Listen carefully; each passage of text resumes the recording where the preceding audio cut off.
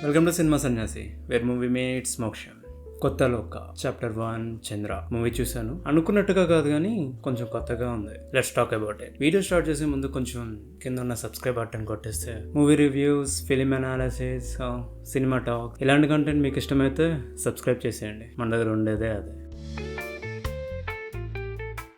పాయింట్కి వస్తే సినిమా చూసినప్పుడు ఫస్ట్ 22-25-30 మినిట్స్ ఆ సినిమాటోగ్రఫీ కానీ, ఆ మ్యూజిక్ కానీ, ఆ సెటప్ కానీ చాలా ఎంగేజింగ్గా, చాలా కొత్తగా కనిపిస్తూ ఉంటుంది. ఎక్కడో నాకైతే ఆ కలర్ ప్యాలెట్ కానీ, సినిమాటోగ్రఫీ అండ్ కలర్ ప్యాలెట్ వాడినవి చూస్తుంటే చాలా కొత్తగా చాలా ఫ్రెష్గా కనిపిస్తుంటుంది కంటికి.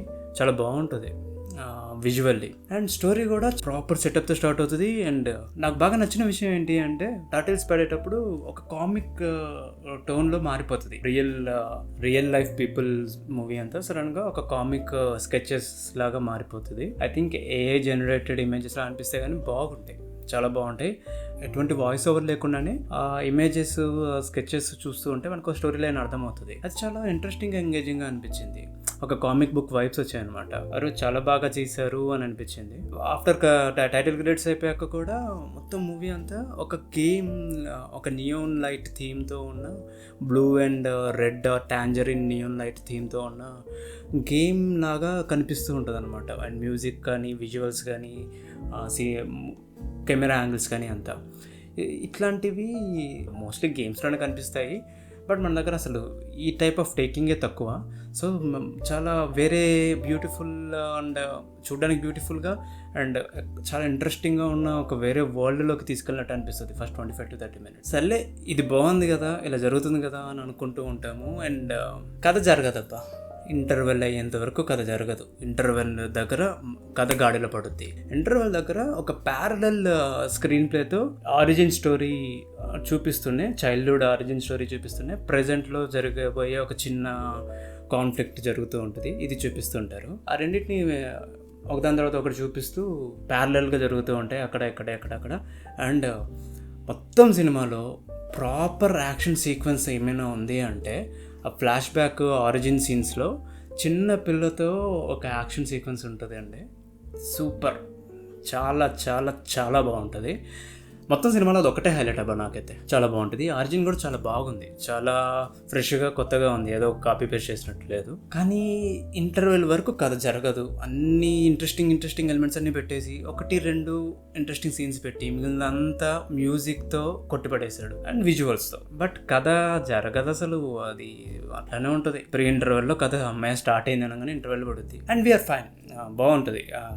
బోర్ కొట్టదు. ఎక్కడ స్లోగా అనిపిస్తుంది కానీ బోర్ కొట్టదు. రెండింటికి డిఫరెన్స్ ఏంటంటే నాకు ఒక వీడియోలో చెప్పడం కష్టం అది.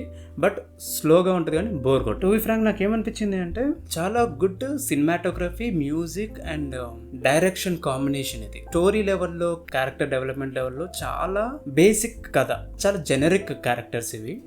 బట్ వీటిని సినిమాటోగ్రఫీ, మ్యూజిక్ అండ్ డైరెక్షన్తో చాలా కొత్తగా చూపించడానికి ప్రయత్నించారు. అండ్ చాలా వరకు సక్సెస్ అయ్యారు. ఐ థింక్ చాలా తక్కువ బడ్జెట్లో తీశారంట. సో ఆ బడ్జెట్ కన్సిడర్ చేస్తే కనుక గ్యారంటీగా సక్సెస్ అయ్యారు. కాసేపు బడ్జెట్లో ఉండి పక్కన పెట్టండి, మేము ఆడియన్స్ మాకు బడ్జెట్లో తెలియదు, మాకు ఎంటర్టైన్మెంటే కావాలి అంటే కనుక ఓకే, సమ్వేర్ యావరేజ్కి అబవ్ యావరేజ్కి మధ్యలో ఉంటుంది. ఆ బడ్జెట్స్ పట్టించుకోకపోతే, ఒకవేళ బడ్జెట్స్ పట్టించుకుంటే కనుక అబవ్ యావరేజ్ అయ్యేది. సో ఇంటర్వెల్ వరకు కథ జరగదని చెప్పాను కదా. ఇంటర్వెల్ తర్వాత ఏంటి అంటే, కథ జరుగుతుంది కానీ చాలా జెనరిక్ ట్రీట్మెంట్ కనిపిస్తూ ఉంటుంది. ఇప్పటివరకు నా ఫ్రెష్నెస్ ఎక్కడో క్యారీ చేసినట్టు అనిపించదు. అండ్ ఆ క్యారెక్టర్కి ఇప్పుడు సూపర్ హీరో కానీ ఈ క్యారెక్టర్స్కి చాలా పవర్స్ ఉంటాయి కదా. ఆ పవర్స్తో లిమిటేషన్స్ కూడా ఉంటాయి కదా. చాలా జస్టాపోజిషన్ నోట్తో చెప్పేస్తున్నట్టు ఉంటుంది. షో నాట్ టెల్ లాగా ఫస్ట్ 20-45 మినిట్స్ సినిమా అంతా షో నాట్ టెల్ లాగా అనిపిస్తుంది. అంటే చెప్పరు, చూస్తుంటే మనకు అనిపిస్తుంటుంది ఫీలింగ్. అది చాలా వెరీ గుడ్ డైరెక్షన్ అనిపిస్తుంది. కానీ పోస్ట్ ఇంటర్వెల్ ఎందుకు సడన్గా మేకర్స్కి లేకపోతే స్టోరీ రైటర్స్కి కథ మీద ఇంట్రెస్ట్ తగ్గిపోయిందా అనే ఒక ఫీలింగ్ వచ్చింది నాకు. ఎందుకంటే చాలా బేసిక్గా, చాలా జెనరిక్గా తీసుకెళ్ళిపోయారు కదని చెప్పుకుంటూ. ఫస్ట్ 30 మినిట్స్లో ఉన్నంత పీక్స్ మళ్ళీ సినిమా అంతా ఎక్కడ మీకు తగలదు. ఫస్ట్ 30 మినిట్స్ అసలు వేరే ప్రపంచం తీసుకెళ్ళిపోయినట్టు అనిపిస్తుంది. మళ్ళీ అది క్యారీ చేయలేకపోయారు. ఐ డోంట్ నో, అది బడ్జెట్ కాన్స్టెంట్సా, లేకపోతే ఇంట్రెస్ట్ తగ్గిపోయిందా, లేకపోతే ఇంటెన్షనల్గా చేశారా, తెలియకుండా జరిగిందా తెలియదు, కానీ అది క్యారీ అవ్వలేదా. కానీ it's okay. But super hero కథే ఎక్కడ చెప్పబడిపోతుంది. ఒక సెకండ్ చాలా ఇన్విన్సిబుల్ క్యారెక్టర్, ఎక్కడ ఏం జరుగుతున్నా తెలిసిపోతూ ఉంటుంది, చాలా హైపర్ అబ్జర్వేషన్ ఉంటుంది, అన్ని నోటీస్ చేస్తుంది అన్నది. ఇంకో సెకండ్ చాలా నార్మల్గా కొడితే పడిపోతారు, బుల్లెట్ తగిలిపోతాయి. ఇంకొక సెకండ్ అసలు ఆ బుల్లెట్ సూపర్ మ్యాన్ లాగా బుల్లెట్ని తప్పించుకొని బుల్లెట్ తగిలినాయం కాకుండా ఏవో జరుగుతుంటాయి. చాలా ఇన్కన్సిస్టెన్సీ ఉంటుంది. ఎప్పుడు ఫైట్ చేయగలదు, ఎప్పుడు ఫైట్ చేయలేదు మన లీడ్ క్యారెక్టర్ అనేది అర్థం కాదు. ఇదంతా కథలో ఫ్లాస్. ఆ ఫ్లాసే, చాలా ఫ్లాస్తో ఉంది కదా. అండ్ ట్రీట్మెంట్ కూడా చాలా జెనరిక్ ట్రీట్మెంట్ ఉంటుంది సెకండ్ హాఫ్లో, కథ ట్రీట్మెంట్ అంటున్నా. But presentation, direction, visual style అదంతా బాగుండే వరకు అది జనరిక్గా కనిపించదు మనకి. చాలా డిసప్పాయింట్ అయ్యాను అక్కడ. చాలా స్కోప్ ఉంది కథకి. ఓకే, బడ్జెట్ లేదు, ఫైన్, యాక్షన్ సీక్వెన్సెస్ తగ్గించుకోండి, గ్రాఫిక్స్ తగ్గించుకోండి, బట్ ఎక్కడైనా ప్రజెంట్ కథలో బలంగా పెట్టవచ్చు కదా. క్యారెక్టరైజేషన్ కానీ, ప్లాట్ పాయింట్స్ మధ్యలో ఉన్న లాక్స్ కానీ చాలా ఉంటాయి. అవేమీ చెప్పిందే చెప్తున్నాను, చాలా జనరిక్గా ఉంటుంది. కానీ అది డిసప్పాయింట్ ఎందుకు చేయదు అంటే బాగా తీశారు. సింపుల్ జెనరిక్ సూపర్ హీరో కథని చాలా బాగా తీసి చూపించారు. జేక్స్ విజయ్ గారిది లైక్ భుజాన్ని వేసుకొని మోసారబ్బా చాలా సీన్స్. ఆ జేక్స్ విజయ్ మ్యూజిక్ కనుక లేకపోతే కనుక చెప్పబడిపోయేవి. అంతే, చాలా క్వశ్చన్స్ ఉన్నాయి. But this is not the right time to like pin point చేసి డిస్కస్ చేసి గుచ్చి చూడడం కరెక్ట్ కాదు. మనకు అసలే సూపర్ హీరో ఫిల్మ్స్ తక్కువ. ఒక మంచి అటెంప్ట్ అయితే జెన్యూన్ అటెంప్టే, కానీ స్టోరీ లెవెల్లో జెన్యూన్ ఎఫర్ట్స్ లేవు. స్టోరీ లెవెల్లో జెన్యూన్ ఎఫర్ట్స్ పక్కన పెట్టేస్తే, మూవీ లెవెల్లో ఆ బడ్జెట్లో ఒక ఐడియాని ఎగ్జిక్యూట్ చేసి ప్రజెంట్ చేయడం మాత్రం చాలా బాగా చేశారు. చాలా జెన్యూన్ ఎఫర్ట్స్ కనిపిస్తాయి ప్రజెంటేషన్లో. I don't want to reveal or spoil the content, but cinema ఎండింగ్లో 2 పోస్ట్ క్రెడిట్ సీన్స్లా ఉంటాయి. అందులో ఒకటి స్టార్ హీరో క్యామియో లాగా ఉంటుంది. అది అతికిచ్చినట్టే ఉంటుంది కానీ బాగుంటుంది. ఇది కూడా అయిపోయిన తర్వాత, మొత్తం సినిమా అయిపోయాక టైటిల్స్ కూడా కొన్ని రోజులు అయిపోయిన తర్వాత ఒక క్లిఫ్ హ్యాంగర్ లాంటిది వస్తుంది, మన మార్వెల్ మూవీస్లో చూపించినట్టుగా వస్తుంది. అది నాకు మొత్తం సినిమా మొత్తం మెయిన్ సినిమా కథ కంటే కూడా ఆ క్లిఫ్ హ్యాంగర్లో ఉన్న కథ చాలా ఇంట్రెస్టింగ్ అనిపించింది. బాగుంటుంది. టోవినో థామస్ చేశారనమాట ఆ రోల్కి సంబంధించిన క్లిఫ్ హ్యాంగర్.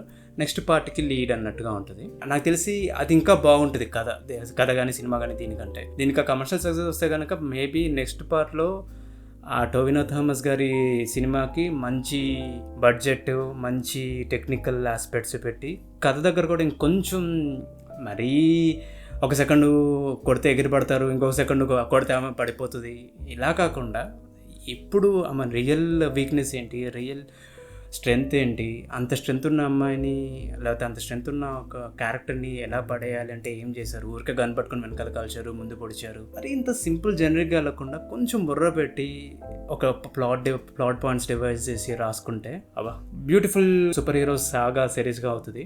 నాకు బాగా నచ్చింది ఈ పాయింట్ ఏంటి అంటే, ఈ చిన్నవన్నీ పక్కన పెట్టేస్తే మన కల్చర్ రూట్స్లో ఉన్న బిలీఫ్స్, స్టోరీస్లోంచి వెస్టర్నైజ్ చేసిన ఐడియాస్ లాగా ఉంటాయి ఇవి. In a good sense. Westernise చేసి అంటే పాడు చేశారని కాదు, బాగా చేశారు. అంటే మోడ్రన్ సెన్స్లో మన కల్చరల్ రూట్స్లో ఉన్న ఇలాంటి స్టోరీస్ ఉంటాయి కదా, మిస్టికల్ స్టోరీస్, దాన్ని ఒక మోడ్రన్ సెన్స్లో ప్రజెంట్ చేస్తూ దాన్ని ఒక సూపర్ హీరో స్టోరీ ప్లాట్ఫామ్లో పెట్టి చూపించినట్టు ఉంటుంది. బాగుంటుంది అది.